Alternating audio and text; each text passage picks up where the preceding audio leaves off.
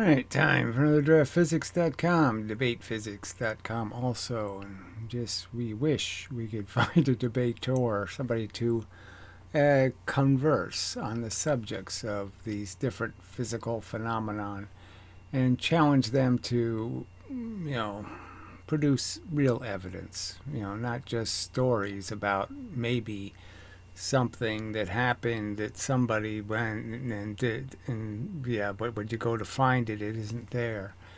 And the double slit's a great example of just a lot of talking about stuff happening that they don't show happening because it doesn't happen, especially the way they say it happens. So anyway, this is an old Joe Scott video. And I've probably already played it, but we'll play it again just so I can use it for the purpose of just explaining how, no, it's nothing like what you're claiming it is. And it can be shown that there are perfectly reasonable explanations, and you don't have to be a silly person and believe silly things. You don't have to be. For today's video, I want to do a little experiment. Follow the instructions in this video. Oh, poo. I should have taken care of that. I guess I should have downloaded it.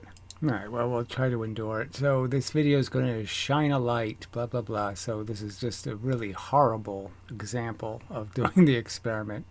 Laser through two tiny little slits and then project what that does against the wall. I really want you to... So, of course, they shouldn't be tiny little slits. And you should do it well, and then you'll see the real pattern, and you'll be able to be a real scientist then. Try this because you should see with your own eyes the phenomena that has led to a series of discoveries that has... So they're not discoveries, they're just made up stories about entanglement and woo and nonsense and things that go through two things and swirl about and all kinds of wooey crap. Challenged everything we know about light. So everything you know is nothing, frankly. You still... You're conceding a duality, which means you really don't know anything. So you ought to at least pick a side. Completely pick a side. Matter and reality itself. It's just so bad. None of that happened. It's just all stories. Super answer file MLP Luigi said, "Can you do a video on the double slit experiment?" Yes, I can. Oh, right, here we go. Let's step in the Wayback Machine to the late 1600s, where it was pretty much settled science that light traveled as a particle. Alright, so it wasn't settled science. I mean, obviously Huygens and Newton argued about these two different theories, so it wasn't. But clearly Newton was winning the argument. There have been a lot of experiments to back this up, and it even had the support of Sir Isaac Newton, and he was not known to be wrong about things. But then... And probably you should think about that and say, well, maybe he wasn't wrong about this either. A physicist named Thomas Young created the double slit experiment. Okay, so Newton had already seen fringes, so fringes weren't a new thing. Newton did lots of aperture experiments. He just never did a double slit, as far as I know. Did single hair, single impediment, single opening. Okay, so he was well aware of fringes. And it consisted of a box through which light traveled through two very tiny slits. And that's the key factor, so they're very tiny. So, as I'm going to point out, this is about point sources. The surfaces are just places where you end up having scatter, and little pieces fly in all directions. Well, in all the horizontal, because it's a flat surface in those directions. And you're just saying, okay, you put things back in phase, they're out of phase, in phase, out of phase. So you make a photon, break a photon kind of idea. So it's just like light sources. And scientists know that when you bring two lights very close together, you won't be able to see that there's two anymore from a distance. They'll just look like one. And that's what you end up doing when you take two surfaces and bring them very close together. You can't have a wavelength of difference in the lines you would draw from them to any location. There won't be a wavelength of difference. And so you don't really have those two sources. So if I make a double slit with a very tiny slit, well, all I have is two sources now. I don't have a real double slit experiment. So if you open this, it's a lot more interesting with the slits open than closed. So tiny slits or infinitesimally small slits isn't exactly what you want to do if you want to see the real pattern, because the real pattern gets much richer with them open, not closed. So in a sense, the double slit with very narrow slits is just redoing the single slit, because now you're just back to two sources, two surfaces, 2 point sources. It really does. It really, it's just logical. And then a little eye hole where he could look in and see. So this was Veritasium's version of Young's experiment as he could put it together, but this isn't probably what Young did. What that did when it projected to the other side of the box. The thinking was that if it traveled like a particle, it would create 2 parallel lines on the other side of the box. Because now, okay, so this is where we'll start to say, see, they can't even get these little pieces right. All right, so this is where I'll start to draw, and we'll just do this first part. So, your expectation, you have 2 open slits, and if you threw baseballs, you'd recognize the baseballs would go through the slits, and you'd end up with a blob here and a blob, whatever it is, how many feet apart your slits are, right? Oh, interesting. Focus should have been already taken care of. My bad. All right, good enough. And what they're not accounting for here is if you actually did this with these slits, this is, especially if you're going to use these infinitesimally small slits, they're less than half of a millimeter apart. And you have no expectation, okay, that the light that goes straight through is going to be spreading for some reason, and especially just spreading out, There's no expectation that that would happen. So you would expect that if you actually took 2 single slit experiments, 2 openings, and you move them into each other, and you had them less than a millimeter apart, you would have every expectation that whatever pattern they made, it would only be 1 millimeter apart at the screen. So they'd be right on top of each other. So this whole idea that the 2 slits are going to be seen on a wall as separated from each other and far away from each other, no, they're not. They're not going to project that way. They're going to project dead straight. And if you say they have some fringes, well, yeah, they'll have fringes, but they can't just bend light for no reason. So the light will be only less than a half millimeter apart. The 2 patterns will not be, as this diagram shows, the same distance, but obviously a millimeter at a distance isn't anything you're going to be able to see the difference. You're not going to be able to see the difference in the pattern and have a half millimeter difference. So it's just such a distortion. It's just cheating. As it was projecting through those lines, just like bowling balls flying through pins at the end of a bowling lane. That's not what happened. What he saw instead... All right, so, saying it's not what happened, well, yeah, it's what happened. Most of the light went straight through, and you'll end up with a very bright center. That's how it'll actually happen if you do a single slit. Now, they're talking about doing this very small opening double slit, and what you're going to get really is a single slit pattern because you don't really have 2 open slits. But even from this, you can see, okay, that it has this break in it, all right? And the break is indicating that, yes, you've got some double slit pattern, so your slits had to be more than a wavelength. And what you see is you got essentially 3 dots over here and 5 dots in the middle. So the middle is always an odd number. And then you have the break. And then this over here is always 1 less of half of this. And so, the simple argument is, I guess we'll draw again. I mean, also obviously you have here white light, and so it's spreading by color, which is kind of blurring the pattern a little. So I will draw it better. So that's the key to the real double slit, is that it basically has that feature, okay, of it's always an odd number in the middle, then there's a break, okay, and then you have half of that, so 5 twice this by -1. And so the simple argument that can be made is that you could understand that what's really happening is this making these same nodes, except the 2 nodes have overlapped. And so, one of them is going this way, and one of them is this way. And so they've overlapped, and that's all that's happening in the center, because essentially you have two sources, okay, separated by a distance, and so they're overlapping because they're two separate patterns being created. So the single slit will have this appearance. All right. So if I did a single slit with the same dimensions of opening or impediment, so let's say if I had a impediment in here, so this is going to be my double slit experiment, and I did a single slit with the same opening, I'd get this pattern. And if I do the true double slit, then what I get is this pattern, which means there's two patterns built in. You have the single slit pattern, and then you have this little nodes pattern. It's unfortunate that I drew it over there, but anyway.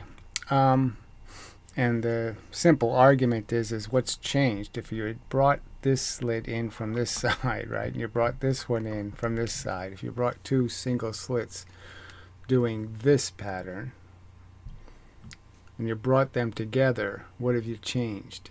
Well, it's this outside dimension that you've changed, and that's the key to the math that works. So the math that works, if you want to predict these little nodes where they're going to be, you use this distance. And if you want to know this envelope pattern, well, you use this or this distance. And the more similar those are, the cleaner the pattern will be. So if you make the impediment the same size as the opening, you're going to get a very clean pattern. And the more they're different, the messier it gets. But it's really this distance, the key distance is this outside dimension. And it's so obvious that the wider the opening, that is, the further away the two slits are, that your math is going to be doing this. This is what your math is doing. It's saying, are these two lines in phase or out of phase? Obviously, you have more lines, okay? You have with this greater distance, there's more places that could possibly be in phase or out of phase. And the number, let's say that it was 50 wavelengths that fit inside of this distance. Well, then you know there's just 50 of these little dots. If you did it on a circle, you know you'd only have 50, going around that half of the circle. Okay, and then you'd have another 50 going the other way. And so your total would be 100 nodes. And that's all there are going to be, because that's all the geometry allows. That's all the lines you could draw, the two lines. That's how many you can do where you have a full wavelength of difference. And obviously the wider the distance, the more places you have a wavelength of difference. The closer the two surfaces are, the less number. And that's exactly what the math is recognizing, which is the big joke here. Is their math is screaming this is about surfaces. The math only cares about the surface, the distance between surfaces. These openings are fairly irrelevant. What you can also understand is if I made an opening, as I make the opening bigger, I'm letting more light that'll just pass right through, and that makes the central maxima brighter and brighter.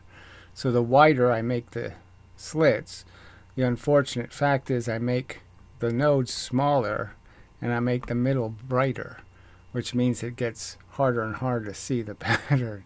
But it's the same amount of fringe light. The only light that goes to the fringes is light that goes by the surfaces. All the rest of the light goes straight through, and you can see that by just making this slit smaller and smaller, and you can see that it gets less and less bright in the center, and the fringes get relatively more bright. So to probably some point where most all of the light is fringe light, and almost none of the light actually goes straight through. Yeah. Oh. Continuing, I just hit the button. Weird. Anyway, mistake I made, no doubt. It's an interference pattern. You see, when waves combine, it creates what's called interference. So this is what waves do, but this is, and waves only do it because of a medium, and that's it. If there weren't pushing matter, there wouldn't be anything to interfere. And so we know that light doesn't hit light. Light doesn't interfere. Forces don't interfere with forces. And that's the dominant evidence. The only exception is this idea that somehow gravity bends light, but they really don't have any evidence of that either. They really don't have any good evidence that actually happens. Like if you take waves in water, when they hit... All right, so he's using two. So you see, this is supposed to be the double slit, and he's using two sources. But we know that with the double slit, he just showed a pattern that wasn't that. Okay, it had both patterns in it. It had those little dead spots. Bobbing two things won't create a double maxima, and it won't create those little places where there's apparently no light. Now there is actually light, it's just a lot less photons. So two sources doesn't produce the pattern. That's the simple truth. Two doesn't produce an actual double slit pattern. It just produces a single slit pattern, and it produces one without the double maxima. So it's not the same thing. Hit each other, the peaks will combine to create taller peaks, and the peaks and troughs will... See, no double maxima here, and no intensity difference. So obviously, and anyone who's done the experiments can see, there's a huge intensity difference in these slit experiments. The middle's a lot brighter than it starts going out. And clearly where the dead spots are, each node has a bright center, and it fades to dark, and it fades to dark on both sides. So it's nothing like the water pattern. It's really nothing like it. Cancel each other out, which creates this pattern of higher peaks and then stillness. And when that gets projected against a surface, you get the weird double slit experiment. So I don't know why they're using this silly animation, because this isn't the pattern, number one, and there's no double maxima here. And obviously it's not a double slit pattern in the sense that there's no sign of an envelope pattern. Pattern. This only happens if light is traveling as a wave. So that's just a statement, right? They haven't thought about, they didn't test other theories, they didn't do anything to say, how do we prove that this is the only possible explanation? They prove that somehow? No, they didn't prove it at all. They just say it. That's it. They just say, you must conclude the Holy Ghost exists because it's written in the Bible that he's there. They say the words Holy Ghost, so he must be something. You have to believe in him now because they said so. That's the only explanation. No, it isn't. You didn't even try to explain it. First, you didn't even try to first see it properly and look at it properly, and then dissect it little bits by a time by changing the experiment a little, do little tweaks to it to see, well, what if I make the light brighter? What happens? What if I make it dimmer? What happens? You haven't done anything. For this. The test was replicated hundreds of different ways in the years following this discovery, and even... So this is where they lie some more about how they did a double slit experiment with electrons or something, and it never happened that way. It's a completely different experiment. Even Isaac Newton himself had to concede that yes... I don't know where this happened. I don't recall Isaac Newton conceding. I just don't. He conceded somewhere to Huygens? Light can travel as a wave, but... No, I don't think he said those words. Other experiments... It could look like one he might have said. ...showed it traveling as a particle. So what is it, light? Right. Well, you're not going to find out doing this cheap, jokey stuff on the internet. This isn't going to discover the truth. Are you a wave or a particle? This particle-wave duality became known over time as, well, the particle-wave duality. Which was silly, right? And they made jokes about how, yes, well, it's a wave on Wednesday, Tuesday, and whatever, Saturday, and then Sunday, Friday, and Thursday, it's a particle. And it was a mystery that confounded science for the next 200 years. So it didn't really confound them. They were just stuck with the fact that they had conflicting evidence. Okay, so the ultraviolet light thing, when it came to the photoelectric effect, was a big obstacle to believing in waves. And then other circumstances, laser beams, for example, like a huge, well, it doesn't look very wavy there. So lots of other places where, yeah, there's just no evidence it's waving. In the 1920s, the physics community had much better instruments at their disposal, and they decided to add another layer to the double slit experiment. You'll see this over and over again, experiments building on top of other experiments, increasing in complexity. And just more talk about how they did something and it's not, okay? So, they pervert every experiment. Stern Gerlach shoots silver atoms at a target and then says they're going to decide what electron spin is. I mean, it's ridiculous projection. And weirdness. So the new twist on the experiment was basically asking the question that if the photons were behaving as waves and colliding with each other on the other side of the slit, what would happen if you fired the photons through one at a time? Right, so we know you can't do that, and physically, so that's another thing to show. So I'll show it, because, that's just nonsense. All right, back. So this was first done, I guess, in the 1800s, might have been before 1700s. Anyway, this idea of trying to do a very low light, experiment. So they would take a gas flame and do the experiment over a very long period of time, with your two slits and a target and, a piece of photographic film, and see if they'd get anything happening. And the idea is they put smoked glass, darkened glass in to reduce the number of photons. And the trick of that is that somebody who thinks a little bit can understand that the glass is just made out of little vacancies in the, little blocks inside the glass, pieces of dirt. And what are they creating? Oh, a bunch of slit experiments, a bunch of surfaces. All right, so what you're really doing is just breaking the photons, and so you have zillions of broken photons that are going into the experiment.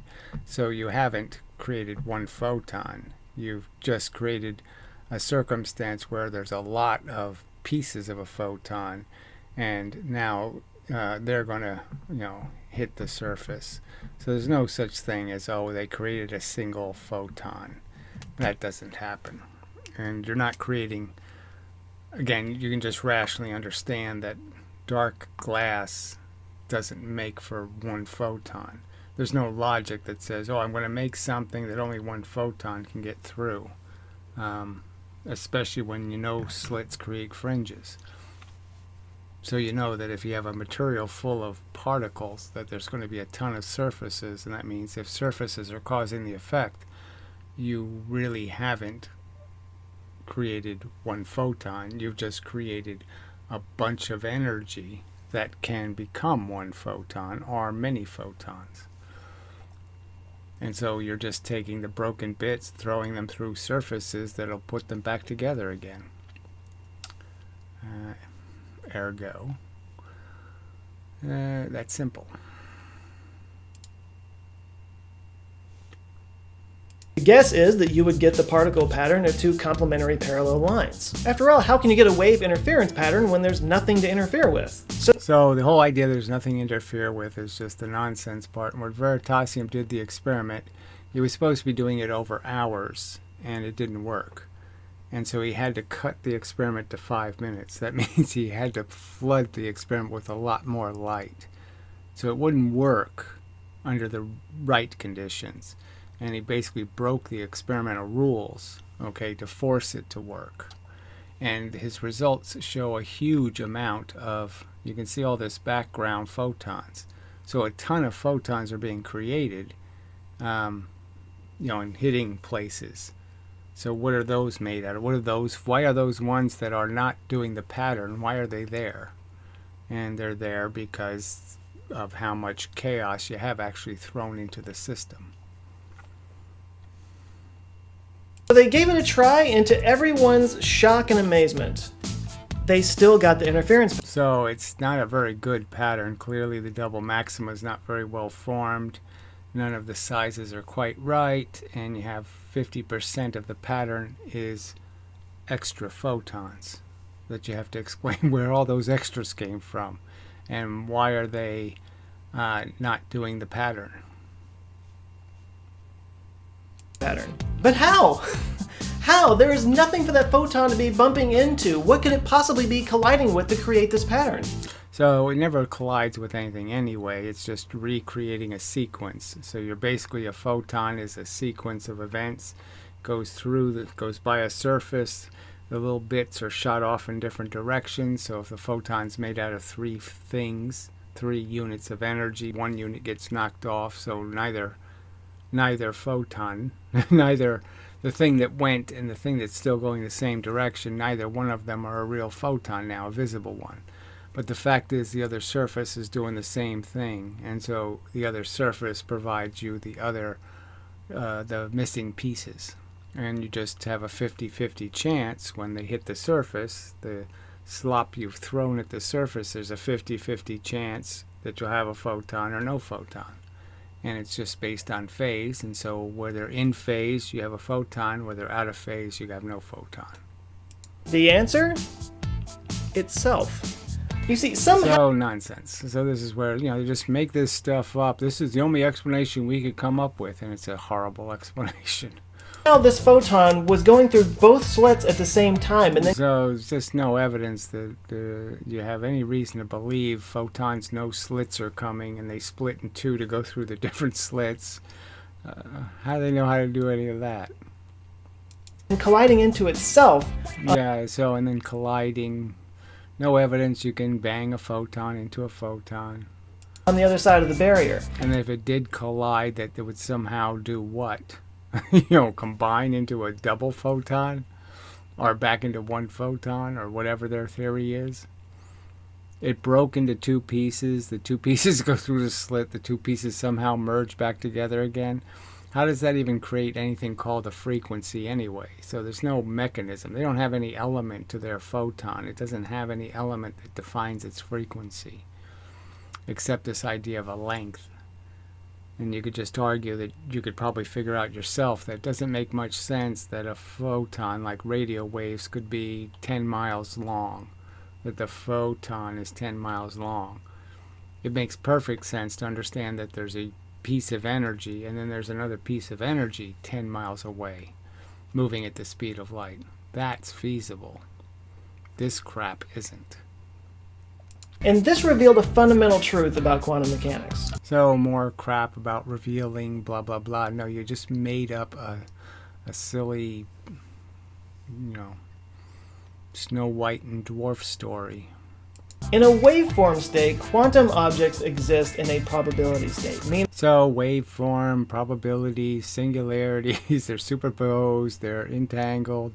So I won't even bother with all that crap because it's all... Meaning that at any given time, it could go through the left slit or the right slit or hit the barrier. While or do both, or do all 3. In a waveform state, that photon is all 3 at once. It is 30... Yeah, so it's just silly, 33% in the left slit, 33% in the right slit, and 33% hitting the... No good reason for you to believe any of that. So the photons are just, like I said, the math basically tells you, all the math is about the distance between surfaces and the number of wavelengths that fit between that distance, and the very idea that that'll decide how many places you can have a phase change. Period. And that's all. But it's all about surfaces. It's not about openings. It's about surfaces. Barrier. Actually, that's incredibly simple math. There are highly complex equations out there that calculate probability states with a high degree of accuracy. So again, high degree of accuracy. Never seen anyone ever apply that crap to the double slit. Ever. So just talk. But eventually the waveform has to go back down to a particle, and that's called the waveform collapsing. In the case of the double slit experiment... So again, more nonsense about some sort of collapse when, if you're going to say these forces have this power, then everything has to be constantly collapsed. Nothing could be in any uncollapsed state because it's constantly interacting with the forces that are hitting it all the time, especially electrons. How could an electron possibly maintain an entangled state when it's getting hit by your cell phone calls and everything else? That happens when it hits the back wall. And this experiment's been replicated over and over and over again, even with... So more nonsense about all this experiments they've done and all this, no, not real. Different particles like photons, electrons, protons, even... Right, so more talk about experiments and never the same conditions. They're not the same experiment, and it's just a pile of crap. I mean, to even think of electrons going through a surface, an opening, you'd have to, anybody with a little bit of brains has to understand the surface has a bunch of electrons on it. So how can a charged object go through a neutral slit? Not very probable. Whole atoms and molecules. So now we know that fundamental elements of matter can pop in and out of existence through... All right, so that's enough, right? So now they just made up a whole big story about popping in and out of existence and all this other stuff. So we know we're not going anywhere rational.